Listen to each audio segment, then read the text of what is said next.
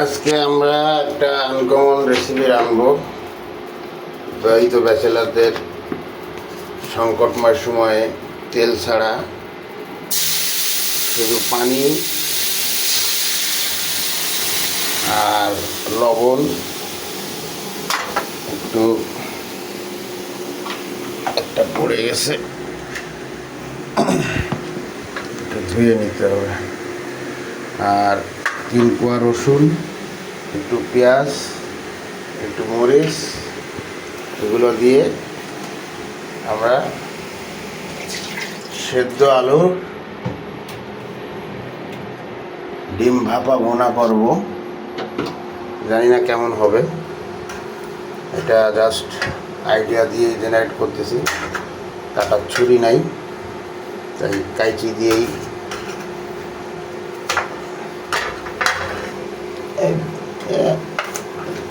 কাজ চালিয়ে নিচ্ছি আর কি।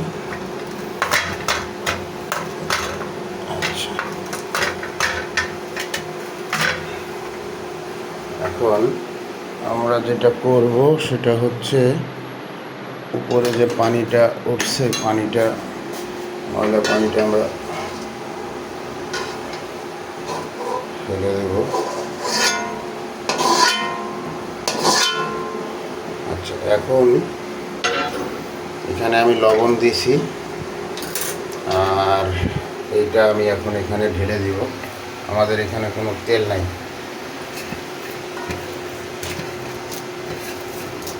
তো জানি না কেমন হবে। তেল নাই, সম্ভবত হলুদও নাই। তেল একটু মনে হয় পাওয়া গেছে, দাঁড়া দেখি একটু দিয়ে দিই।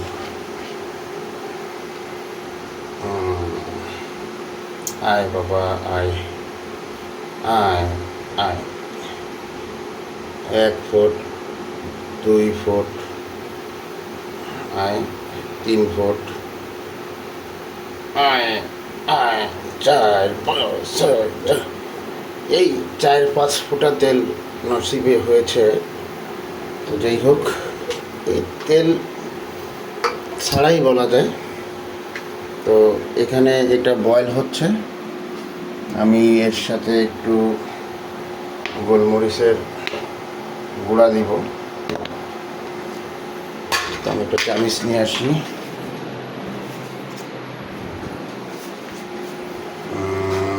সামান্য পরিমাণ গোলমরিচের গুঁড়া দিলাম।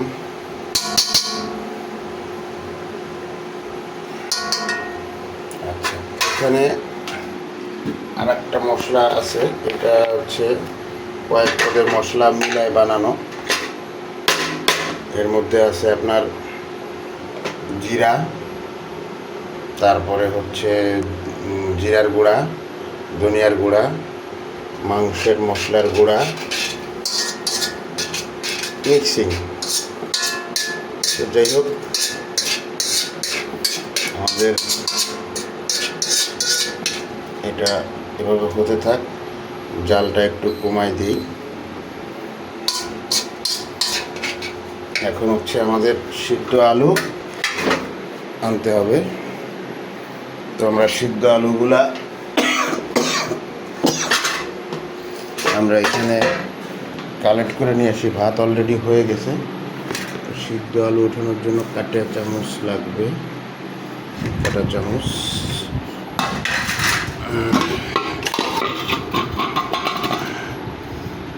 এটা ভর্তা হবে না আজকে, এটা হচ্ছে সিদ্ধ আলু দিয়ে স্পেশাল রেসিপির তরকারি হবে। আর সিদ্ধ ডিম একটা তো হয়েছেই। তো দেখা যাক আজকে কেমন হয়। উপায় যখন থাকে না তখন তো আইডিয়া জেনারেট করতেই হবে।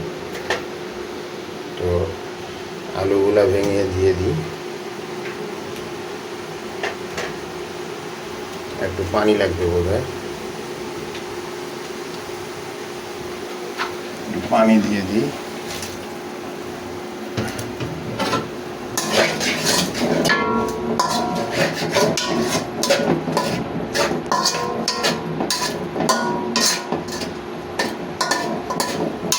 যেহেতু তেল নাই সেহেতু কী হচ্ছে এই ঝাল পেঁয়াজগুলো কিন্তু মানে মিশে নাই তরকারির সাথে, কাঁচা কাঁচাই থাকবে।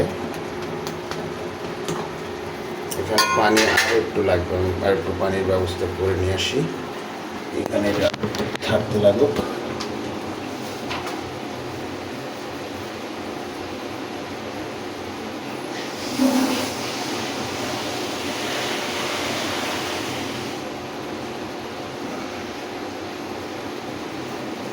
আমাদের পানি চলে এসেছে,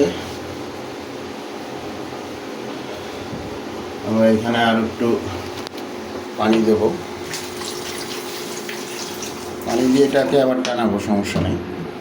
তো এখন দেখি যে লবণের পরিমাণটা কেমন হয়েছে তরকারিতে, আর এগুলো একটু একটু ছোটো ছোটো করে দিলেই বেটার হবে, ভিতরে ঢুকবে মশলাটা। যদি এটা সিদ্ধ করা আগের থেকেই বয়েলড, যার কারণে আমার বেশি একটা কষ্ট করতে হবে না আলুর জন্য। তো এই হচ্ছে শর্ট রেসিপি।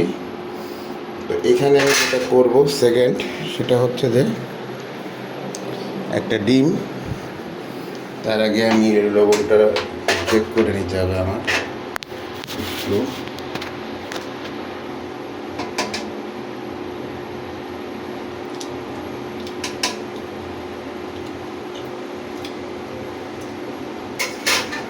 লবণ যা আছে চলবে, আর একটু দেওয়া লাগলে পরে দেওয়া যাবে।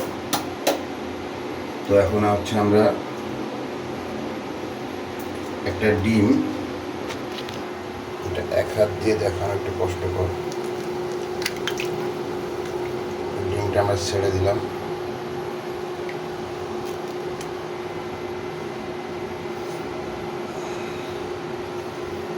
তো এখন জাস্ট আর কোনো কাজ নাই আমার, এটা এখন লো টেম্পারেচারে বয়েল হবে।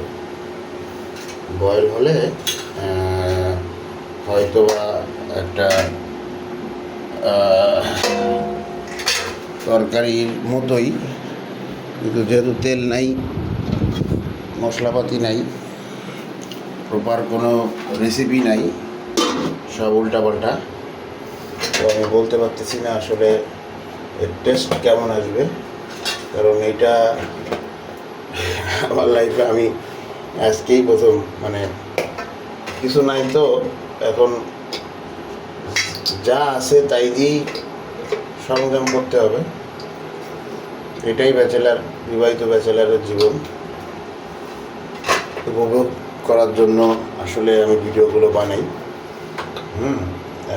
আসলে পরবর্তীতে এই ভিডিওগুলো দেখলে আমার কাছে ভালো লাগে যে একটা কোয়ালিটি টাইম স্পেন্ড করছি, সেটার একটা স্মৃতি। তো আসলে বিষয় হচ্ছে যে অনেক কিছুই করা লাগে, জীবনে চলতে গেলে অনেক বিপর্যয়ের অনেক সম্মুখীন হতে হয়। তো লাইফ কখনো সবসময় একই রকম থাকে না মানুষের জীবনে। তো আজকে আমার ভাত হয়ে গেছে। আগের দিন করছিলাম হচ্ছে ভাত দিয়ে আপনার আলু ভর্তার সাথে হচ্ছে আপনার কি বলে ডিম ভাজি, আর সিদ্ধ ডিম দিয়ে আলু ভর্তার সাথে দিয়ে খুবই টেস্টি ছিল। ওইটা কমন রেসিপি। আজকেরটা ফুললি আনকমন রেসিপি বলতেই পারেন। তার কারণ হচ্ছে যে আমি বিশ্বাস করি এবং আমি জানি যে এই ধরনের উল্টাপাল্টা রেসিপি আপনারা জীবনে দেখেন নাই, হয়তো কল্পনাও করেন নাই। এইগুলো হচ্ছে ওই বিপদের সঙ্গী ব্যাচেলারদের আশা ভরসা আর কি। এই যে ডিমটা দিয়ে এটা এটা যখন পানিটা টানবে তখন একটু গ্রেভি আকার ধারণ করবে। যখন পানিটা টানবে একটু ইয়ে হবে, তখন এটা গ্রেভি আকার ধারণ করবে। এর মূলত ঝাল আর লবণ এটা কিন্তু তরকারির একটা মূল ইনগ্রেডিয়েন্টস।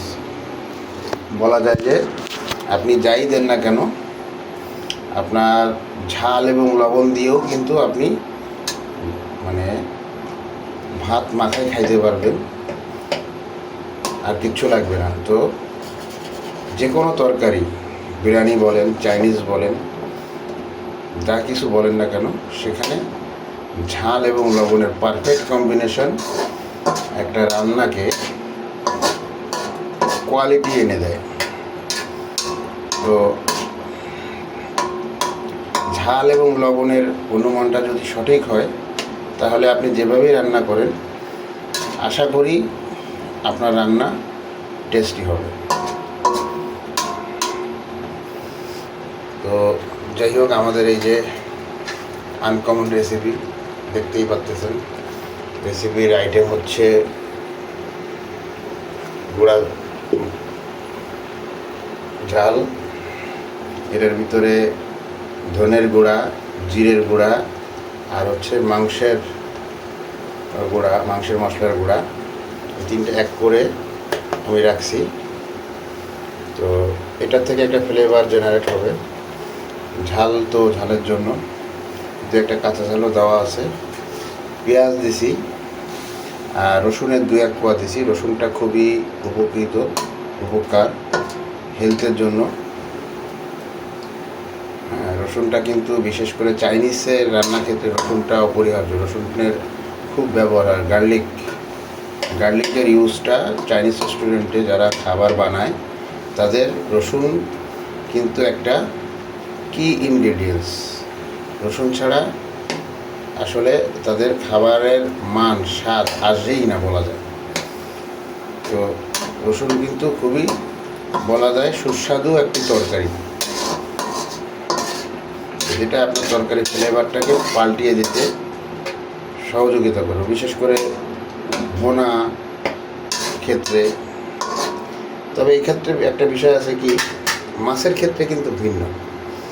এটা মাংসের ক্ষেত্রে বা আদার্স রান্নার ক্ষেত্রে একরকম, বাট মাছের ক্ষেত্রে কিন্তু আপনার এই আদা রসুন এগুলো আসলে আপনার অ্যাভয়েড করাটাই বেটার। আর যদি দিতে চান, আদা তো পুরোপুরি অ্যাভয়েড করবেন, রসুন দিলে 2-1 কোয়া দিলেন, সেটা আলাদা বিষয়। তবে মাছের তরকারির ক্ষেত্রে আদা 100% বাদ দিতে হবে। আপনার মাছের তরকারিতে পেঁয়াজের পরিমাণটা একটু বেশি দিবেন, আর হচ্ছে আপনার মাছটা একটু মানে সুন্দর করে, মানে ভালো করে পরিষ্কার করবেন। মানে মাছের যে আষ্টা গন্ধটা, মানে অন্তত কমপক্ষে 5 থেকে 7 বার ধুবেন যে কোনো মাছ। এরপরে মনে করেন যে আপনার মাছের যে ওইটা হচ্ছে আপনি আগে তেলে ভেজে নেবেন, আদা ভাজা করে নেবেন। তারপরে আপনি মশলা কষিয়ে আপনার মতো করে, যখন মশলা কষা হয়ে যাবে, হালকা পানি দিবেন। পানি দেওয়ার পরে আরও একটু কষায় যখন একটা ফাইনাল লেভেলে আসবে, তখন ওর সাথে আপনি যদি কিছু শাক সবজি পাতা দিতে চান, সেটার সাথে লবণের স্বাদ, ইসের স্বাদ মিশিয়ে নেবেন। ওইগুলো আপনার ওইটাকে করে দিবে, কমায় দিবে। তো সেখানে একটু চড়া হইতে হবে। এরপরে আপনি মাছগুলো দিয়ে দিলেন। ফিনিশিংয়ে যখন এটা মানে একটা লেভেলে একটু টকবক করে ফুটে উঠলো, তখন আপনি ফাইনাল ইনগ্রেডিয়েন্টস, যেটা মনে করেন যে যেটা ভাপে দেওয়া বলে, যখন আপনার লেভেলে চলে আসবে কমপ্লিট, তখন হচ্ছে আপনি কিছু ধনে পাতা, আর পরে মনে করেন যে আপনার 2-1 কাঁচামরিচ মাঝখান দিয়ে ফেড়ে, আপনি উপর দিয়ে ছড়াই দিয়ে জাস্ট চুলাটা অফ করে ঢেকে রাখবেন 10 মিনিট। তো ওখান থেকে আপনার একটা ফ্লেভার জেনারেট হবে, এবং একটা তেল, ওই যে লো হিটে তখন কি এই মাছের তেলটা এই তরকারির উপরে ভেসে উঠবে। তো তখন দেখা যাচ্ছে যে এই তরকারিটা আসলে খুবই সুস্বাদু হবে। যেহেতু আমার কাছে এখন ওই ধরনের ইনগ্রিডিয়েন্টস নাই, যে আপনাদেরকে রান্না করে দেখাইতে পারতেছি না। তো আমার কাছে যখন যা থাকে তাই দিয়েই মোটামুটি বানিয়ে ফেলি একটা, মোটামুটি চলেও যায়। এরকম বহু আজগুবি রান্না আমি করেছি এবং আমার কলিগ অনেকের সাথেই শেয়ার করেছি। তারা অনেকেই অনেক সময় বলছে যে আসলে কী জিনিস, কী খাওয়া জিনিস। তো বিষয় হচ্ছে যে রান্নাটাও একটা শিল্প। এটা আমি মানে আসলে এনজয় করে রান্না করি। আমার মাথায় যেটা আসে, যেভাবে চিন্তা করি সেভাবেই করি। যখন যা থাকে তাই দিই, যখন যা থাকে যেভাবে থাকে, যখন যেভাবে মনে চায় এবং বিষয় হচ্ছে যে আমার এই রান্নার মধ্যে এখন এইটাতে কী টেস্ট আসছে আলহামদুলিল্লাহ আমি কিন্তু না খেয়েই বলতে পারতেছি যে আসলে আমি এইটা খাওয়ার পরে কী স্বাদ পাবো। এখন নামাইলে কী স্বাদ পাবো আর 10 মিনিট না পরে নামাইলে কী স্বাদ পাবো। তো এখন নামাইলে যে স্বাদটা পাবো সেটা একরকম। আর যেহেতু তেল নাই, সেহেতু তেল হলে তলে এই জিনিসটা টোটালটা একটা কী হয়েছে, মানে এটার একটা মানে তেলের কারণে এটার ভিতরের রসটা তেলের সাথে মিশে এটা একটা আলাদা মশলার সাথে ইনগ্রেডিয়েন্টস তৈরি হতো, মানে মশলা তৈরি হতো। যেহেতু মশলা তৈরি হতে পারছে না তেলের কারণে, মশলাটা পানির উপরে ভাসতেছে। পানিতে দিলে মশলা কী হয়, সিদ্ধ হয়েছে, ভাজা হয়নি। তো পেঁয়াজ ভাজা হয়নি, রসুন ভাজা হয়নি। তো আসলে যখন ভাজা হচ্ছে না তখন কিন্তু আপনার এটা মশলা তৈরি হচ্ছে না। এটা এক ধরনের মনে করেন যে এই গ্রামগঞ্জে মনে করেন কেটে কুটে যে রান্না করা, যা আছে তাই দিয়ে। কিন্তু তেল তো সবাই ইউজ করে। আজকে আমার বিষয় হচ্ছে যে 5 ফোঁটা তেল দিছি, মানে যতটুকু আর কি কপালে জুটছে আর কি। তো আশা করি মেবি আমার তো মনে হচ্ছে যে অলরেডি একটা ভালো আউটপুট চলে আসতেছে, তরকারির শেপও চলে আসছে। একটু ঝুরঝুরা হবে, কারণ যেহেতু তেল নাই আমি ঝোল বানাতে পারবো না। ঝোল বানাইলে তখন মনে করেন সেই ঝোলটা পানি পানি লাগবে, মানে পানির ফ্লেভারটা চলে আসবে। তখন তার সাথে আমি পানিটা টানায় পুরোপুরি মিশাই দিব, তখন এই ইনগ্রিডিয়েন্টসগুলোর সাথে থাকবে। আর এই তেলের যে ল্যাকিংসটা, এই তেলের ল্যাকিংসটা কমে যাবে। তো আমার আর মনে করেন যে চুলা হিটে দেওয়া যাবে না। এখন যেটা আছে এটাকে প্রিজার্ভ করতে হবে, অর্থাৎ আমার চুলা পাওয়ার অফ করে দিয়ে এবার হোল্ড করতে হবে, অর্থাৎ এটাকে আমার দমে দিয়ে দিতে হবে। এটা এভাবে থাকবে। যেহেতু আমার কাছে এক্সট্রা কাঁচামরিচ নাই, ধনেপাতা নাই, তো আমি যেটা বলছিলাম এই দমে দেওয়ার আগে 10 মিনিট আমার ধনেপাতা দিতে হবে। তো যাই হোক, আমি একটু পুশ করে রাখি ভিডিওটা। 10 মিনিট হলে আমি আবার চালু করব এবং আমি নিজে খেয়ে টেস্ট করে আপনাদেরকে বলবো কেমন হয়েছে। এবং আপনারাও কমেন্টস করবেন, আপনাদের মজার কমেন্টস করবেন, ভালোবাসার কমেন্টস করবেন। তো আসলে আপনাদের কমেন্টস পড়লে আমার ভালো লাগবে, যেহেতু আমি বললাম কি বিবাহিত ব্যাচেলার। আমার এখানে এই রাত্রিবেলা কাজকর্ম সেরে এসে হয়তো দেখা যাচ্ছে যে কোনো দিন রান্না করি, কোনো দিন হোটেল থেকে খাই। তো আসলে সব দিন হোটেল থেকে খাওয়াটাও পসিবল হয় না। রাত হয়ে গেলে তখন বাসায় কিছু ব্যবস্থা থাকে, আজকে ব্যবস্থা তেমন ছিল না। তো যাই হোক, আমি আজকে 10 মিনিট ওয়েট করব না, আমি এক কাজ করি, এটাকে নামিয়ে নিই। তো আমরা খাওয়ার জন্য প্রস্তুত। এখানে আমি ডিম সিদ্ধ করতে দিয়েছিলাম, এটা আসলে এনার্জি বুস্ট করবে।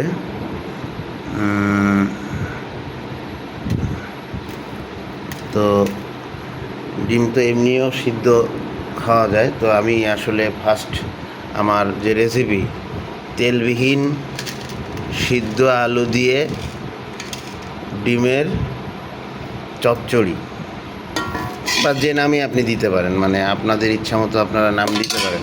কমেন্টসে জানাবেন আসলে কোন নামটা বলে ভালো হয়। আমি বিসমিল্লাহ বলে আমি শুরু করি, আল্লাহ ভরসা। বিসমিল্লাহির রহমানির রহিম। বিসমিল্লাহ। আলহামদুলিল্লাহ, মাশাআল্লাহ। মানে কি বলবো, মানে ভুলভাল রেসিপি হলেও মানে আমি এটার যে টেস্ট ফিল করতেছি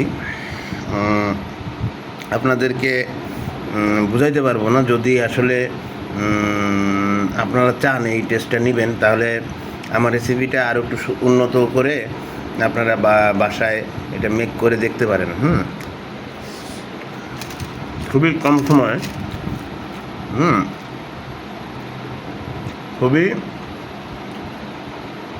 অল্প সময়ে মধ্যে আপনার তরকারি হয়ে গেল। কারণ হচ্ছে যে আলুটা আমি আগেই ভাতের মধ্যে দিয়ে সিদ্ধ করে রাখছিলাম। আলহামদুলিল্লাহ। বিষয় হচ্ছে যে আমি যদি আপনার একটু পানি খাই,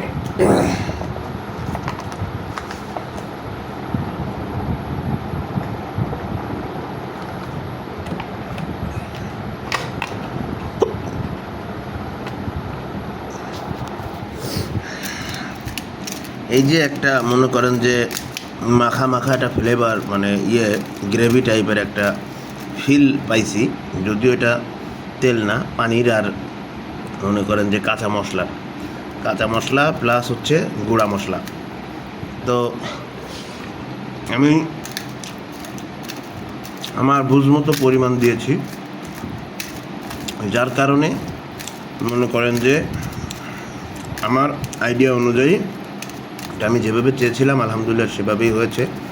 কারণ প্রত্যেকটা মশলার আগেও একটা মানে বিষয় আছে যে আপনি যখন রান্না করবেন তখন মশলার যে মিশ্রণটা, এটাতেই কিন্তু মনে করেন আপনার রান্নার টোটাল কোয়ালিটি নির্ভর করে।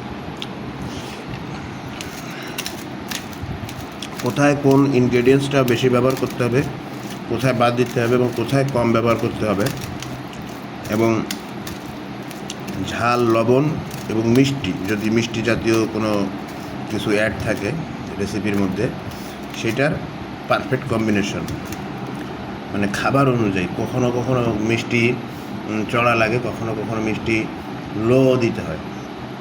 তো দেখা যাচ্ছে যে আমরা অনেক সময় যখন বিরিয়ানি রান্না করি, তো বিরিয়ানিতে কিন্তু আপনার মাস্ট বি আপনার অল্প হলেও মনে করেন যে দুধের সাথে একটু চিনি ব্যবহার করতে হয়, বাট সেটা লো গ্রেডের। এবং সস তো সাধারণত একটু মিষ্টি হয়।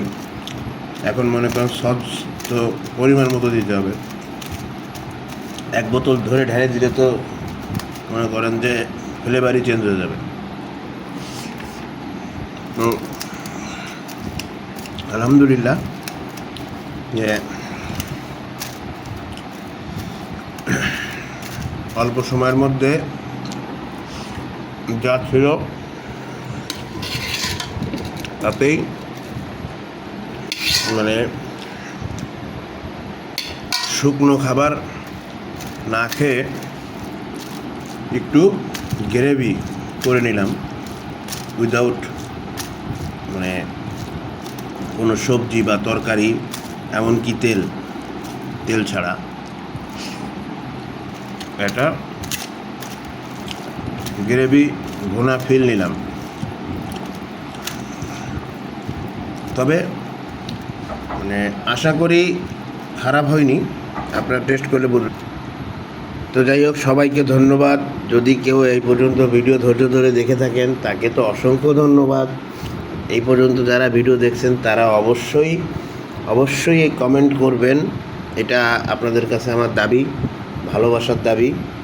এবং বিষয় হচ্ছে যে আমার চ্যানেলটা আসলে সাবস্ক্রাইব তো অনেকেই করতে বলে, তো ভালো লাগলে করবেন, লাইক শেয়ার কমেন্টসের বিষয়টা আলাদা পারপাস, সেটা যারা পেজে বিভিন্ন ধরনের ভিডিও আপলোড দিয়ে মানে আর্নিং করে। আসলে বিষয় হচ্ছে যে আমার পেজে অল 2-3টা ভিডিও হয়েছে। আসলে আমি আমার লাইফ ইভেন্টটা চিন্তা করছি যে শেয়ার করি। আমি দৈনন্দিন মানে আমার রান্না আছে, হয়তো দেখা যাচ্ছে ভবিষ্যতে ভালো কিছু যদি রান্না করি তখন হয়তো আপনাদের ভালো কিছু রেসিপি ইনশাল্লাহ দিতে পারবো। আমি যদিও প্রফেশনালি আমি একজন সফটওয়্যার ডেভেলপার এবং আমার নিজস্ব যে প্রতিষ্ঠান আছে আমার, সেটার নাম হচ্ছে speed link 3 communication and technologies, এবং আরেকটা প্রতিষ্ঠান হচ্ছে আইটি সলিউশন 365।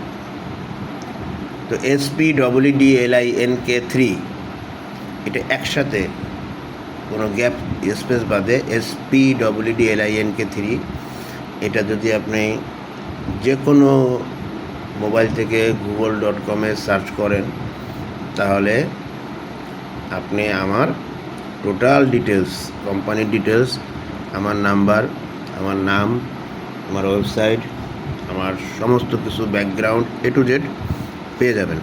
আমি এখন আছি বর্তমানে গাজীপুর মাওনাতে। তো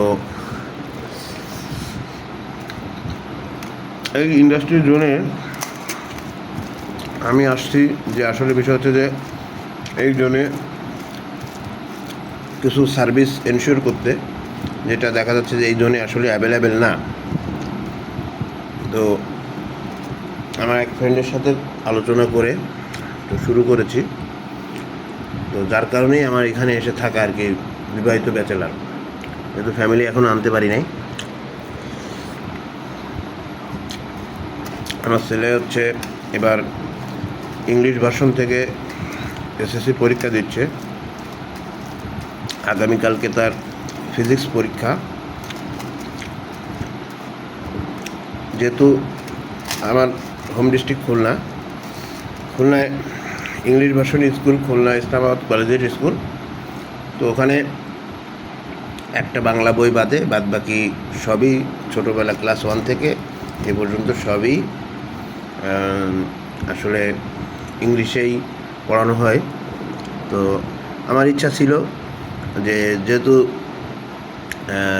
সেকেন্ড ল্যাঙ্গুয়েজ, হ্যাঁ মানে মাদার ল্যাঙ্গুয়েজ আমার বাংলা, কারোর হিন্দি, কারোর উর্দু, কারোর China, but international language English. তো আমার মতে যেহেতু আমি আসলে ওইভাবে ইংলিশের উপরেই মানে অনার্স বা ওই ধরনের IELTS বা স্পিকিং খুব ভালো করতে পারি না, তো সেই চিন্তাধারা থেকেই আমি ছোটোবেলা থেকে চিন্তা করছি যে আমার ভবিষ্যৎ প্রজন্মকে আমি কোথায় দেখতে চাই। তো দেখা যাচ্ছে যে এখন এমন অবস্থা হয়েছে যে আপনার যদি ওকে বলা হয় 55, তাহলে বলে যে আব্বা কী বললা, ওকে তখন আবার বলা হয় 55। মানে বাংলায় এত মানে প্রথম দিন বাংলা পরীক্ষার দিন মানে তার মানে মাথার ঘাম ছুটে গেছে, আর কোনো টেনশন নেই, আর কোনো পরীক্ষা নেই। জিজ্ঞেস করলাম একটু আগে কথা হলো, কোনো ব্যাপার না, কালকে ফিজিক্স পরীক্ষা, ডাজেন্ট ম্যাটার। মানে ইংলিশ নিয়ে আসলে ওর নিয়ে এখনকার পোলাপাইন আপনারা জানেন সবাই খুবই অ্যাডভান্স লেভেলের। তো দেখা যাচ্ছে যে মানে তারা এখন যে পর্যায়ের চিন্তাভাবনা করে, ইনোভেশন নিয়ে চিন্তাভাবনা করে, ক্রিয়েটিভিটি নিয়ে চিন্তাভাবনা করে, আমারও এখন দেখা যায় যে সবসময় কিছু জানতে হইলে আমি আর আলহামদুলিল্লাহ তার পরামর্শ আমি নেই।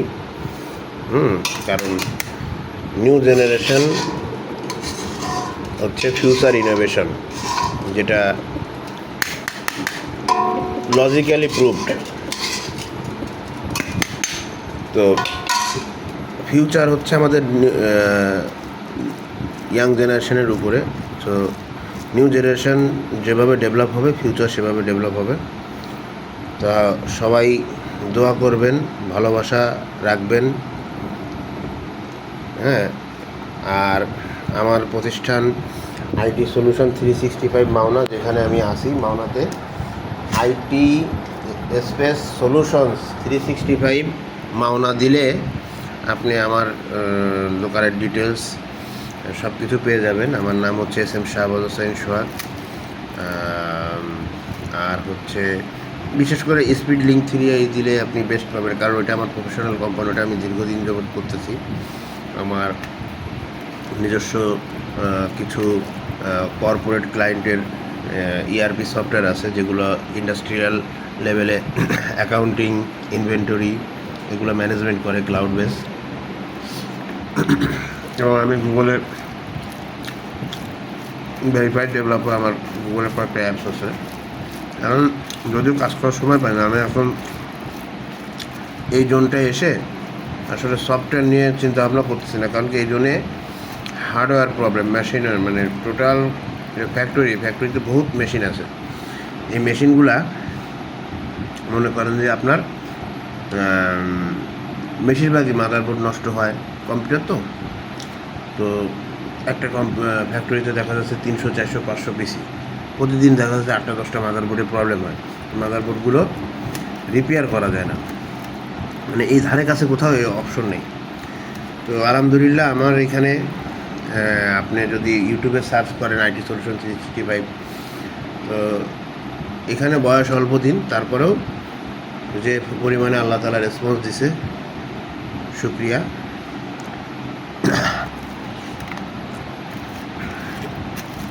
তো অনলাইন কমিউনিটির যুগ, সব কিছুর ভিতরেই আমাদের যারা ব্যবসায়ী, এই যে ঘুরে ফিরে কিন্তু ব্যবসার টপিকস নিয়েই চলে আসলাম। দেখেন কোথার থেকে কোথায় চলে আসছি, কথা ঘুরতে ঘুরতে কোথায় চলে আসছে। কথা শুরু হলো রেসিপি নিয়ে, এসে থামলো কোথায়, ব্যবসা নিয়ে। যাই হোক, যেহেতু ব্যবসা টপিকসে আসছি, আপনাদের যদি কারোর কম্পিউটারের মাদারবোর্ড জ্বলে গিয়ে থাকে, পুড়ে গিয়ে থাকে, নষ্ট হয়ে গিয়ে থাকে, ফেলাই দিয়ে রাখছেন, তো গাজীপুর চৌরাস্তা থেকে সোজা ময়মনসিংহ রোডে আসতে মাওনা চৌরাস্তায় একেবারে হাইওয়ের সাথে ব্রিজের নিচে আমাদের অফিস, ডেইলি শপিং কমপ্লেক্সের দোকান নাম্বার 5। গুগলে সার্চ দিলেও পাবেন। আর আমি ডিসক্রিপশানে লিঙ্ক দিয়ে দিব, আমার স্পিড লিঙ্ক 3 কমিউনিকেশন টেকনোলজিসের লিঙ্ক দিয়ে দিব। ওটা হচ্ছে কিওয়ার্ড, জাস্ট স্পিড লিঙ্ক 3 দিয়ে সার্চ দিলেই পাবেন। আর আইটি সলিউশনটা নতুন, তো ওটা ওভাবে এখনও এসিও হয় নাই, র্যাঙ্কিং ওঠে নাই, তো ওইটার আমি টোটাল ডিটেলস দিয়ে দিব। যদি আপনাদের পরিচিত কারোর সমস্যা হয় বা আপনাদের লাগে, যোগাযোগ করবেন ইনশাল্লাহ। যদি কেউ ওটাকে ঘাটে না থাকে, চেষ্টা করে না থাকে, 90% আশা আছে আপনি ওইটাকে সচল করে নিয়ে যেতে পারবেন আমাদের কাছ থেকে। এই আমি আজকে ইউটিউবে একটা পোস্ট দিছি যে কুড়িগ্রাম থেকে 5টা মাদারবোর্ড পাঠাইছে আমাদের পরিচিত, 5টা মাদারবোর্ডে আলহামদুলিল্লাহ রেডি হয়েছে। ভাই আর 2 মিনিট।